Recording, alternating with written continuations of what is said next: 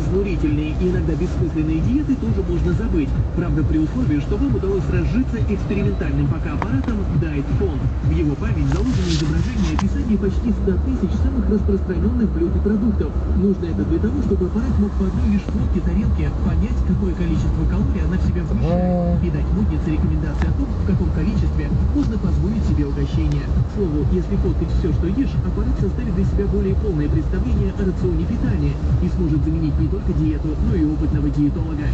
Вот вон и массажиста заменил, цены ему не было. Тем временем гаджет Peppermouth способен заменить строгого цензора. Он представляет из себя 15-сантиметровый баллончик с USB-разъемом. Будучи подключенным к компу, аппарат следит за тем, чтобы его владелец не употреблял в письменной речи бранные слова. На первый раз он всего лишь поморгает красной лампочкой в знак предупреждения. А вот если история повторится, то смело можно бить тревогу и бежать к открытой форточке, потому как аппарат Peppermouth отреагирует солидной порцией перцового газа. Хорошо, что он пока понимает только английский язык, однако производители обещают исправить эту недоработку в ближайшем будущем. 104,2 FM в Москве. Средства массовой информации «Радиоэнергия FM». Свидетельство Росагрокультуры ФС 77 22